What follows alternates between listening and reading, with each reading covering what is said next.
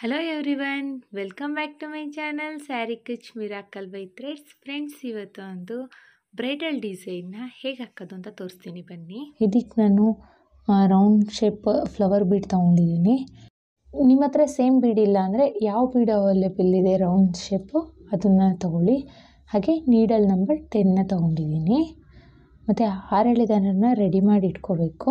ನಾನಿಲ್ಲಿ right side ಎಡ್ಜಿಗೆ 2 ಗಂಟು ಹಾಕಿ ready ಮಾಡಿ ಇಟ್ಕೊಂಡಿದ್ದೀನಿ ಆಲ್ರೆಡಿ. ಬನ್ನಿ ಮಾಡೋದು ಹೇಗೆ ಅಂತ ನೋಡೋಣ. ಗಂಟು ಹಾಕಿದ್ದೆ ಹೋಲಿಗೆನೆ ನಾವು ಒಂದು ಸಿಂಗಲ್ ಲಾಕ್ನ ಮಾಡ್ಕೋಬೇಕು. ಫಸ್ಟು ಸಿಂಗಲ್ ಲಾಕ್ ಆದಮೇಲೆ 1 2 3 4 ಚೈನ್ನ ಹಾಕಿ ಎಲ್ಲಿ ಬರುತ್ತೆ ಅಂತ ನೋಡಿಕೊಂಡು ಒಂದು ಪಾಯಿಂಟ್ ಒಳಗೆ ಬೇಕಾದರೆ ನಾವು ಲಾಕ್ ಮಾಡ್ಕೋಬೋದು. ಎಲ್ಲಿ ಬರುತ್ತೆ ಅಂತ ನೋಡಿಕೊಂಡು ಲಾಕ್ನ ಮಾಡ್ಕೊಳ್ಳೋಣ. 4 ಚೈನ್ನ ಲಾಕ್ ಮಾಡ್ಕೊಳ್ತಾ ಇದ್ದೀನಿ. 4 ಚೈನ್ ಲಾಕ್ ಆದಮೇಲೆ ಮತ್ತೆ 1 2 3 4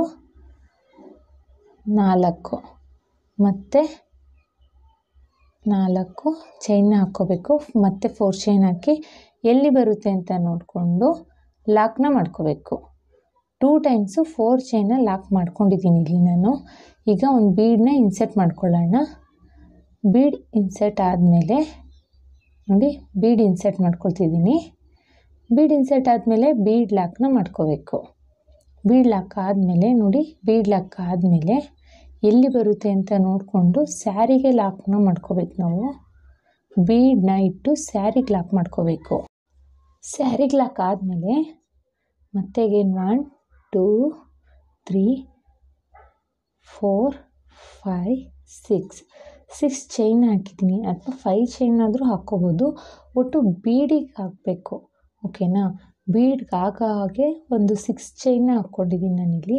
6 ಚೈನ್ನ ಹಾಕಿ ಬೀಡ್ ಬ್ಯಾಕ್ ಸೈಡ್ ಲಾಕ್ ಮಾಡಿದ್ವಲ್ಲ ಅಲ್ಲಿಗೆ ಸ್ಯಾರಿನ ಟರ್ನ್ ಮಾಡಿಕೊಂಡು ಲಾಕ್ನ ಮಾಡ್ಕೋಬೇಕು. ನೋಡಿ, ಈ ಥರ ಸ್ಯಾರಿಗೆ ಲಾಕ್ ಆದಮೇಲೆ ಸ್ಯಾರಿನ ಮತ್ತೆ ಟರ್ನ್ ಮಾಡ್ಕೊಳ್ಳಿ. 1 2 3 ಚೈನ್ನ ಹಾಕ್ಕೊಳ್ಳಿ. ಮತ್ತೆ ಅಗೇನ್ 3 ಚೈನ್ ಹಾಕಿ ಸೂಜಿ ಮೇಲೆ ಒಂದ್ಸಲಿ ದಾರ ತೊಗೊಂಡು ಸೂಜಿ ಮೇಲೆ 2 ಟೈಮ್ಸ್ ದಾರ ತೊಗೊಂಡು ಈ 6 ಚೈನ್ ಹಾಕಿದ್ವಲ್ಲ ಆ ಗ್ಯಾಪ್ ಒಳಗಡೆ ಹಾಕಿ ಒಂದು ತ್ರಿಬಲ್ ಕ್ರೋಶೆನ ಮಾಡ್ಕೋಬೇಕು. 6 ಚೈನ್ ಗ್ಯಾಪ್ ಒಳಗಡೆ ತ್ರಿಬಲ್ ಕ್ರೋಶೆನ ಮಾಡ್ಕೋಬೇಕು. ಮತ್ತೆ ಅಗೇನ್ ಸೂಜಿ ಮೇಲೆ 2 ಟೈಮ್ಸ್ ದಾರ ತೊಗೊಂಡು 6 ಚೈನ್ ಗ್ಯಾಪ್ ಒಳಗಡೆ ಹಾಕಿ 4 ಲೂಪ್ ಆಗುತ್ತೆ. 2ರಲ್ಲಿ 1 3 ಟೈಮ್ಸ್ನ ಮಾಡ್ಕೋಬೇಕು. ಇದು ತ್ರಿಬಲ್ ಕ್ರೋಶೆ ಆಗುತ್ತೆ. ಮತ್ತೆ ಹೀಗೆ ಸೂಜಿ ಮೇಲೆ 2 ಟೈಮ್ಸ್ ದಾರ ತೊಗೊಂಡು ಅದು 6 ಚೈನ್ ಲೂಪ್ ಒಳಗಡೆ ತ್ರಿಬಲ್ ಕ್ರೋಶೆನ ಮಾಡ್ಕೊಳ್ತಾ ಹೋಗಬೇಕು.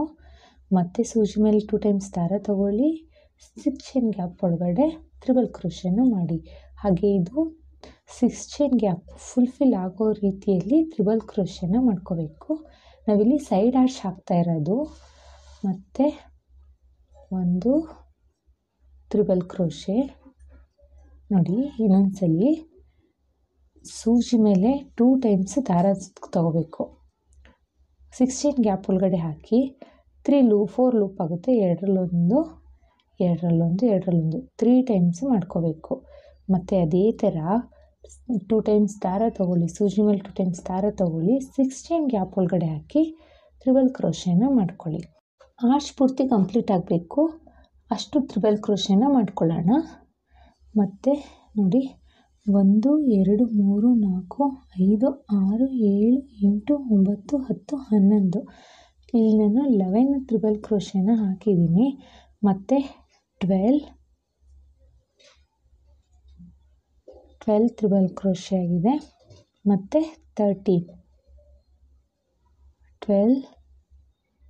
13 ತ್ರಿಬಲ್ ಕ್ರೋಶೆ ಆಗಿದೆ. ಒಟ್ಟು ನಾನಿಲ್ಲಿ 13 ತ್ರಿಬಲ್ ಕ್ರೋಶೆನ ಮಾಡಿದ್ದೀನಿ.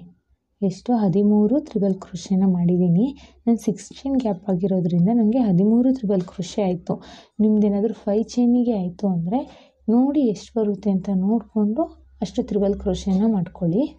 ಒಟ್ಟು ನಾನಿಲ್ಲಿ 13 ತ್ರಿಬಲ್ ಕ್ರೋಶೆ ಮಾಡಿದ್ದೀನಿ.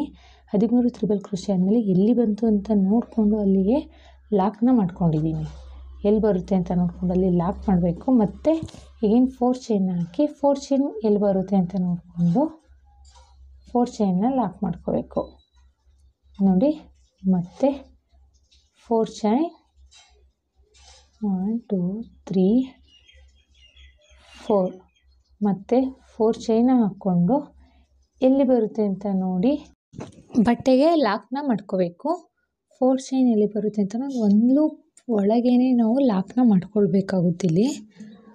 ಮತ್ತು ಈಗೇನು 4 ಚೈನ್ನ ಹಾಕ್ಕೊಳ್ಳೋಣ. 1 2 3 4 ಮತ್ತು 4 ಚೈನ್ ಹಾಕ್ಕೊಂಡು ಎಲ್ಲಿ ಬರುತ್ತೆ ಅಂತ ನೋಡಿ ಲಾಕ್ನ ಮಾಡ್ಕೋಬೇಕು. ಮತ್ತು 4 ಚೈನ್ನ ಲಾಕ್ ಮಾಡ್ತಾಯಿದ್ದೀನಿ. ಲಾಕ್ ಆದಮೇಲೆ ದಾರನ ಮೇಲ್ ಮಾಡಿ ಒಂದು ಬೀಡನ್ನ ಇನ್ಸರ್ಟ್ ಮಾಡ್ಕೊಳ್ಳೋಣ. ಬೀಡ್ ಇನ್ಸರ್ಟ್ ಆದಮೇಲೆ ಬೀಡ್ ಲಾಕ್ನ ಮಾಡ್ಕೋಬೇಕು. ಬೀಡ್ ಲಾಕ್ ಆದಮೇಲೆ ಎಲ್ಲಿ ಬರುತ್ತೆ ಅಂತ ನೋಡಿ ಬಟ್ಟೆಗೆ ಲಾಕ್ನ ಮಾಡ್ಕೊಳ್ಳೋಣ. ಈಗ ನಾನು ಬಟ್ಟೆಗೆ ಲಾಕ್ನ ಮಾಡಿದ್ದೀನಿ. ಮತ್ತು 1 2 3 4 5 6 6 ಚೈನ್ನ ಹಾಕಿ ನೋಡಿ ಎಲ್ಲಿ ಬರುತ್ತೆ ಅಂತ ನೋಡಿ 6 ಚೈನ್ನ ಹಾಕಿ ಫಸ್ಟು ಸ್ಟಾರ್ಟಿಂಗಲ್ಲಿ ಲಾಕ್ ಮಾಡಿದ್ನಲ್ಲ ಅಲ್ಲಿಗೆ ಲಾಕ್ನ ಮಾಡ್ತಾಯಿದ್ದೀನಿ. ಇಲ್ಲಿ ನಾನು ಲಾಕ್ ಮಾಡಬೇಕಾದ್ರೆ ಬಟ್ಟೆನ ತಿರುಗಿಸ್ಕೊಳ್ದೆ ಹಾಗೇ ಲಾಕ್ ಮಾಡೋದನ್ನು ಮಾಡಿದ್ದೀನಿ. 2 ಥರನೂ ತೋರಿಸಿದ್ದೀನಿ. ನಿಮ್ಗೆ ಯಾವ್ದು ಈಸಿ ಅನಿಸುತ್ತೆ ಆ ಥರ ಮಾಡ್ಕೊಳ್ಳಿ. ಮತ್ತು ಲಾಕ್ ಆದಮೇಲೆ 3 ಚೈನ್ನ ಹಾಕ್ಕೊಂಡು ಸೂಜಿ ಮೇಲೆ 2 ಟೈಮ್ಸ್ ದಾರಾನ ತೊಗೊಳ್ಳೋಣ. ಮತ್ತು 6 ಚೈನ್ ಗ್ಯಾಪ್ ಒಳಗಡೆ ಹಾಕಿ ಟ್ರಿಬಲ್ ಕ್ರೋಶೆನ ಮಾಡ್ಕೊಳ್ಳೋಣ. ಮತ್ತು ಸೂಜಿ ಮೇಲೆ 2 ಟೈಮ್ಸ್ ದಾರಾನ ತೊಗೋಬೇಕು. ಬಟ್ಟೆಗೆ ಹಾಕಿ 3 ಲೂಪ್ ಆಗುತ್ತೆ. 2 ಟ್ರಿಬಲ್ ಕ್ರೋಶೆನ ಮಾಡ್ಕೋಬೇಕು.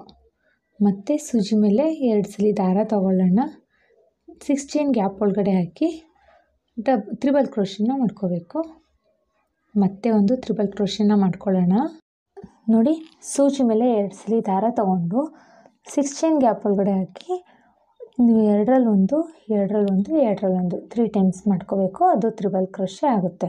ಒಟ್ಟು ನಾವಿಲ್ಲಿ 13 ಟ್ರಿಬಲ್ ಕ್ರೋಶೆನ ಹಾಕ್ಕೊಳ್ಬೇಕು ಆರ್ಚ್ ಕಂಪ್ಲೀಟ್ ಆಗಲಿಕ್ಕೆ. ನಾನಿಲ್ಲಿ ಒಟ್ಟು 13 ಟ್ರಿಬಲ್ ಕ್ರೋಶೆನ ಮಾಡ್ಕೊಳ್ತಾ ಇದ್ದೀನಿ.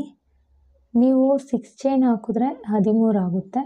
ಇಲ್ಲ 5 ಚೈನ್ ಹಾಕೋದಾದರೆ ಹೆಚ್ಚು ಕಡಿಮೆ ಆಗ್ಬೋದು, ನೋಡ್ಕೊಂಡು ಮಾಡಿ. ಈಗ 13 ಟ್ರಿಬಲ್ ಕ್ರೋಶೆ ಕಂಪ್ಲೀಟ್ ಆಗಿದೆ. ಎಲ್ಲಿ ಬರುತ್ತೆ ಅಂತ ನೋಡಿಕೊಂಡು ಅಲ್ಲಿಗೆ ಬಟ್ಟೆಗೆ ಲಾಕ್ನ ಮಾಡ್ಕೋಬೇಕು. ನೋಡಿ ಸ್ಟಾರ್ಟಿಂಗಲ್ಲಿ ನಾನು 4 ಚೈನ್ನ 2 ಟೈಮ್ಸ್ ಹಾಕಿದ್ದೀನಿ. ಆಮೇಲೆ 3 ಟೈಮ್ಸ್ 4 ಚೈನ್ನ ಹಾಕಿದ್ದೀನಿ. ಮತ್ತು ಒಂದು ಆರ್ಚ್ ಹಾಕಿದ್ದೀನಿ. ಮತ್ತು 3 ಟೈಮ್ಸು 4 ಚೈನ್ನ ಹಾಕಿದ್ದೀನಿ. ಇದೇ ಥರ ಬಟ್ಟೆ ಪೂರ್ತಿ ಕಂಪ್ಲೀಟ್ ಮಾಡಬೇಕು. ನಾನಿಲ್ಲಿ ಬಟ್ಟೆ ಪೂರ್ತಿ ಕಂಪ್ಲೀಟ್ ಮಾಡಿದ್ದೀನಿ. ನೋಡಿ ಆರ್ಚ್ಗಳೆಲ್ಲ ಹೇಗಿದೆ ಅಂತ ಎಲ್ಲ ಆರ್ಚ್ಗಳು ಈಕ್ವಲ್ ಇವೆ. ಈಗ ಸೆಕೆಂಡ್ ಸ್ಟೆಪ್ನ ಸ್ಟಾರ್ಟ್ ಮಾಡೋಣ. ಇದೇ ಫಸ್ಟ್ ಪಾಯಿಂಟ್ ಅಂತ ಅಂದ್ಕೊಳ್ಳಿ. ಫಸ್ಟ್ ಲಾಕ್ ಮಾಡಿದ್ದೀನಲ್ಲ ಆ ಲಾಕ್ ಅಂತ ಅಂದ್ಕೊಳ್ಳಿ. ಲಾಕ್ ಆದಮೇಲೆ 1 2 3 4 ಚೈನ್ ಹಾಕಿ 4 ಚೈನ್ ಗ್ಯಾಪ್ ಇದೆ ಅಲ್ವಾ ಮೇಲ್ಗಡೆ ಲಾಕ್ ಮಾಡಿದ್ವಲ್ಲ ಆ ಲಾಕ್ ಮೇಲೆ ಲಾಕ್ನ ಮಾಡ್ಕೋಬೇಕು. 4 ಚೈನ್ ಲಾಕ್ನ ಆಯಿತು. ಮತ್ತು ಈಗೇನು 4 ಚೈನ್ ಹಾಕ್ಕೊಳ್ಳೋಣ. ಮತ್ತು 4 ಚೈನ್ ಲಾಕ್ ಆದಮೇಲೆ ಬೀಡ್ ಹಾಕಿದ್ದೀವಲ್ವಾ ಆ ಲಾಕ್ ಮೇಲೆ 4 ಚೈನ್ ಲಾಕ್ ಆದಮೇಲೆ ಲಾಕ್ನ ಮಾಡ್ಕೋಬೇಕು. 4 ಚೈನ್ ಲಾಕ್ ಮೇಲೆ ಲಾಕ್ ಮಾಡಿಕೊಂಡ್ರೆ ಲಾಕ್ ಆದಮೇಲೆ ಈಗ ನೋಡಿ ಇದು ಫಸ್ಟ್ ಲೈನ್ ಅಂದ್ಕೊಳ್ಳಿ, ಬೇಸ್ ಸ್ಟಾರ್ಟಿಂಗ್ ಅಂದ್ಕೊಳ್ಳಿ. ಲಾಕ್ ಆದಮೇಲೆ 4 ಚೈನ್ ಮತ್ತು 4 ಚೈನ್ ಹಾಕಿ ಲಾಕ್ ಮಾಡಿದ್ದೀನಿ. ಈಗ 2 ಚೈನ್ನ ಹಾಕ್ಕೊಂಡು ಸ್ಟಾರ್ಟಿಂಗಲ್ಲಿ 3 ಚೈನ್ ಹಾಕಿ ಲಾಕ್ ಮಾಡಿದ್ವಲ್ಲ ಆ ಲೂಪಿಗೆ ಆ ಗ್ಯಾಪಲ್ಲಿ ನಾನು ಲಾಕ್ನ ಮಾಡ್ಕೊಂಡಿದ್ದೀನಿ.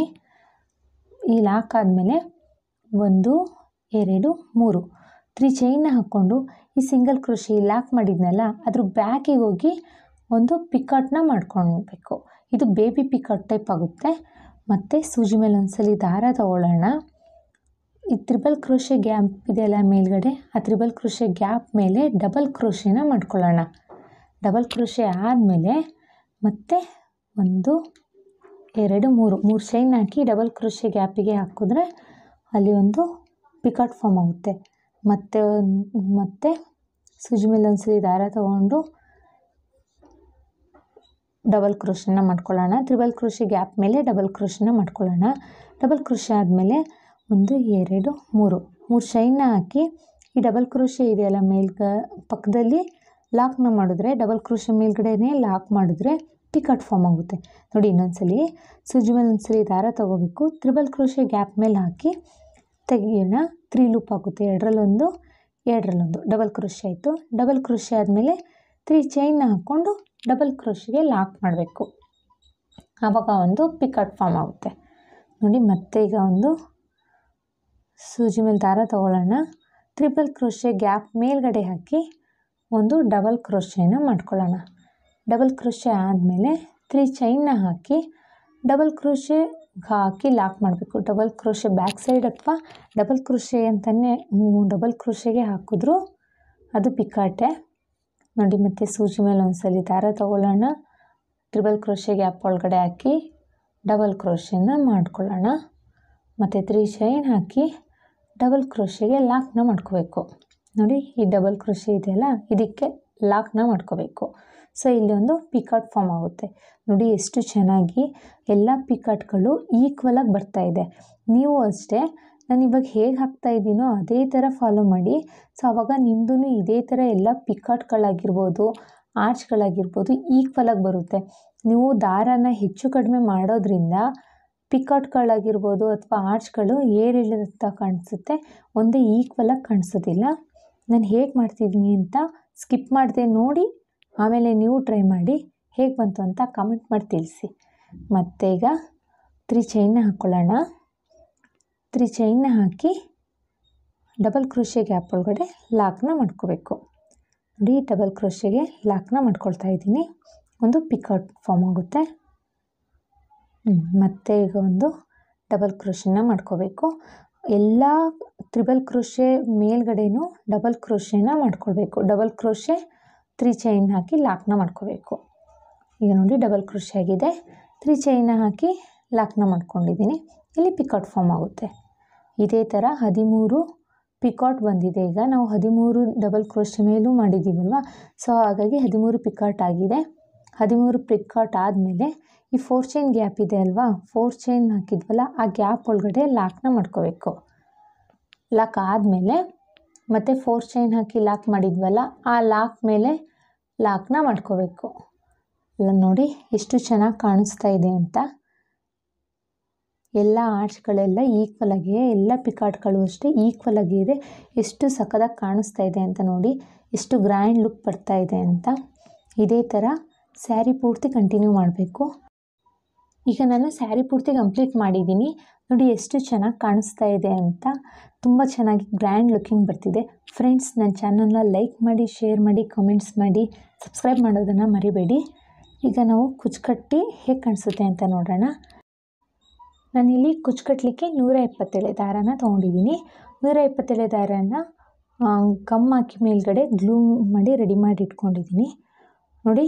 ಈ 4 ಚೈನ್ ಇದೆಯಲ್ಲ, 2 ಟೈಮ್ಸ್ ಮಾಡ್ಕೊಂಡಿದ್ದೀನಲ್ಲ, ಆ 2 ಟೈಮ್ಸಲ್ಲೂ ದಾರಾನ ಹಾಕಿ ತೊಗೊಳ್ಳೋಣ. ಈ ಥರ ತಗೊಂಡು 2 ಈಕ್ವಲಾಗಿ ಬರೋ ರೀತಿಯಲ್ಲಿ ದಾರಾನ ಸೆಟ್ ಮಾಡ್ಕೋಬೇಕು. ಈ ಥರ ಸೆಟ್ ಆದಮೇಲೆ ಸೂಜಿಲೇ ಮೊದಲೇ ನಾವು ದಾರಾನ ಅಂದರೆ ಜರಿ ಥ್ರೆಡ್ನ ಪೋಣಿಸ್ಕೊಂಡು ಇಟ್ಕೊಂಡಿರ್ತೀವಿ.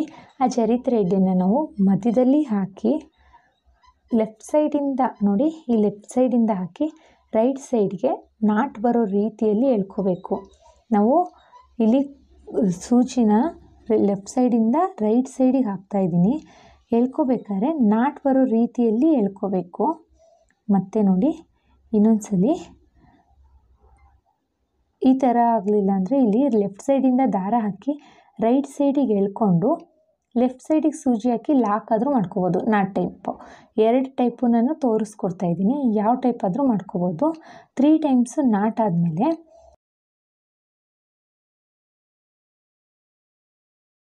8 to 9 ಟೈಮು ಹಾಗೆ ಖಾಲಿ ಜರಿ ಥ್ರೆಡ್ನ ಹಾಗೆ ಸುತ್ತಬೇಕು ನೋಡಿ. 3 ಟೈಮ್ಸ್ ಆಗಿದೆ. 4 ಟೈಮ್ಸ್ ಸುತ್ತಿದ್ದೀನಿ. 4, 5 ಟೈಮ್ಸ್ ನೋಡಿ. ಮತ್ತು ಟೈಟಾಗಿ ಸುತ್ತಬೇಕು. ಸುತ್ತಬೇಕಾದ್ರೆ ಮತ್ತು ಪಕ್ಕದಲ್ಲೇ ಚುಕ್ಕ ಒಂಚೂರು ಗ್ಯಾಪ್ ಕೊಡದೇ ಇರೋ ರೀತಿಯಲ್ಲಿ ಸುತ್ತಬೇಕು. ಇದೇ ಥರ ಒಂದು 8 to 9 ಟೈಮ್ ಅಥವಾ 10 ಟೈಮ್ ಆದರೂ ಸುತ್ಕೋಬೋದು. ಸುತ್ತಾದಮೇಲೆ ಲಾಸ್ಟಿಗಿದೆಯಲ್ಲ, ಲಾಸ್ಟಿಗೆ ಒಂದು 2 ಟೈಮ್ಸು ನಾವು ಮತ್ತೆ ಲಾಕ್ನ ಮಾಡ್ಕೊಳ್ಬೇಕು. ಲಾಸ್ಟಿಗೆ ಈಗ ನಾನಿಲ್ಲಿ 9 ಟೈಮ್ಸ್ ಸುತ್ಕೊಂಡಿದ್ದೀನಿ. ಸುತ್ಕೊಂಡಾದಮೇಲೆ ಲಾಸ್ಟಲ್ಲಿ 2 ಟೈಮ್ಸು ಮತ್ತೆ ಎಗೇನ್ ಸ್ಟಾರ್ಟಿಂಗಲ್ಲಿ ಲಾಕ್ ಮಾಡ್ಕೊಂಡ್ವಲ್ಲ ಆ ಥರ ಲಾಕ್ ಮಾಡ್ಕೊಳ್ಳೋದ್ರಿಂದ ದಾರ ಬಿಚ್ಕೊಳ್ಳೋದಿಲ್ಲ. ಈಗ 2 ಟೈಮ್ಸ್ ಲಾಕ್ ಮಾಡ್ಕೊಂಡಿದ್ದೀನಿ. ಈಗ ಸೂಜಿನ ಮೇಲ್ಗಡೆಯಿಂದ ನೋಡಿ, ಸ್ಟಾರ್ಟಿಂಗ್ ಜರಿ ಥ್ರೆಡ್ ಹಾಕಿದ್ವಲ್ಲ, ಲಾಕ್ ಮಾಡಿದ್ವಲ್ಲ, ಅಲ್ಲಿಂದ ಮೇಲಿಂದ ಹಾಕಿ ಕೆಳಗಡೆಗೆ ಎಳ್ಕೋಬೇಕು. ಫುಲ್ ತುದೀಲಿ ಎಳ್ಕೋಬೇಕು. ಎಳ್ಕೊಂಡು ಸೂಜಿನ ಕೆಳಗಡೆ ಎಳ್ಕೊಳ್ಳೋಣ. ಪೂರ್ತಿಯಾಗಿ ಈ ಥರ ಎಳ್ಕೋಬೇಕು. ಎಳ್ಕೊಂಡಾದಮೇಲೆ ಸ್ವಲ್ಪ ಟೈಟ್ ಆಗುತ್ತೆ, ಚೂರು ಲೂಸ್ ಮಾಡಿಕೊಂಡೇ ಎಳ್ಕೋಬೇಕು. ಇದು ಎಲ್ಲ ಥ್ರೆಡ್ಡಿಂದನೂ ಬರಬೇಕಲ್ಲ, ಸ್ವಲ್ಪ ಟೈಟ್ ಅನಿಸುತ್ತೆ, ನೋಡಿ ನಿಧಾನಕ್ಕೆ ಎಳ್ಕೊಳ್ಳಿ. ಎಳ್ಕೊಂಡಾದಮೇಲೆ 2 ದಾರನೆಲ್ಲ ಈಕ್ವಲ್ ಮಾಡಿಕೊಂಡು ದಾರ ಈಕ್ವಲಾಗಿ ಬರೋ ರೀತಿಯಲ್ಲಿ ಕಟ್ ಮಾಡ್ಕೋಬೇಕು. ನಾವು ಸ್ಟಾರ್ಟಿಂಗಲ್ಲಿ ಎಷ್ಟು ಮಾಡ್ಕೊಂಡಿದ್ದೀವಿ ಅಂತ ನೋಡಿ ಅಳತೆಯಲ್ಲಿ ಅಷ್ಟೇ ಈಕ್ವಲಾಗಿ ಬರೋ ರೀತಿಯಲ್ಲಿ ಕಟ್ ಮಾಡ್ಕೊಳ್ಳೋಣ. ನೋಡಿ ಎಷ್ಟು ಚೆನ್ನಾಗಿ ಕಾಣಿಸ್ತಾ ಇದೆ ಅಂತ. ಮಾಮೂಲಿ 3 ಟೈಮ್ಸು ನಾವು ದಾರ ಸುತ್ತಿ ಸೂಜಿನ ಹಾಕಿ ಕುಚ್ಚನ್ನ ಕಟ್ತಿದ್ವಿ. ಸ್ವಲ್ಪ ಡಿಫ್ರೆಂಟಾಗಿರಲಿ ಅಂತ ಈ ಥರ ಕುಚ್ಚನ್ನ ಕಟ್ಟಿದ್ದೀನಿ. ನೋಡಿ ಎಷ್ಟು ಚೆನ್ನಾಗಿ ಕಾಣಿಸ್ತಾ ಇದೆ ಅಂತ, ಗ್ರ್ಯಾಂಡ್ ಲುಕ್ಕಿಂಗ್ ಕಾಣಿಸ್ತಾ ಇದೆ. ಬ್ರೈಡಲ್ಗಂತೂ ಇದು ತುಂಬಾ ಚೆನ್ನಾಗಿರುತ್ತೆ. ನಾವು ಮಾಮೂಲಿ ಫುಲ್ ಆರ್ಚ್ ಮಾಡೋದಕ್ಕಿಂತ ಸೈಡ್ ಆರ್ಚಲ್ಲೇ ಒಂದು ಲುಕ್ಕಿಂಗ್ ಬೇಕು, ಗ್ರ್ಯಾಂಡಾಗಿ ಡಿಸೈನ್ ಬೇಕು ಅಂದರೆ ಒಂದ್ಸಲ ಇದನ್ನು ಟ್ರೈ ಮಾಡಿ. ಹೇಗೆ ಬಂತು ಅಂತ ಕಮೆಂಟ್ ಮಾಡಿ ತಿಳಿಸಿ. ವಿಡಿಯೋ ಇಷ್ಟ ಆದಲ್ಲಿ ಲೈಕ್ ಕೊಡೋದನ್ನ ಮಾತ್ರ ಮರಿಬೇಡಿ. ಹಾಗೆ ಯಾರೆಲ್ಲ ನನ್ನ ಚಾನೆಲ್ನ ಸಬ್ಸ್ಕ್ರೈಬ್ ಮಾಡ್ಕೊಳ್ದೆ ನೋಡ್ತಾ ಇದ್ದೀರಾ, ಪ್ಲೀಸ್ ಸಬ್ಸ್ಕ್ರೈಬ್ ಮಾಡಿಕೊಡಿ. ಹಾಗೆ ಬೆಲ್ಲೈಕನ್ನ ಒತ್ತೋದನ್ನು ಮಾತ್ರ ಮರಿಬೇಡಿ. ಬೆಲ್ಲೈಕನ್ ಒತ್ತೋದ್ರಿಂದ ನನ್ನ ಫಸ್ಟ್ ವಿಡಿಯೋ ನಿಮಗೆ ರೀಚ್ ಆಗುತ್ತೆ. ಮತ್ತೆ ಮುಂದಿನ ವಿಡಿಯೋಲಿ ಭೇಟಿಯಾಗೋಣ. ಅಲ್ಲಿವರೆಗೂ thank you for watching. Bye.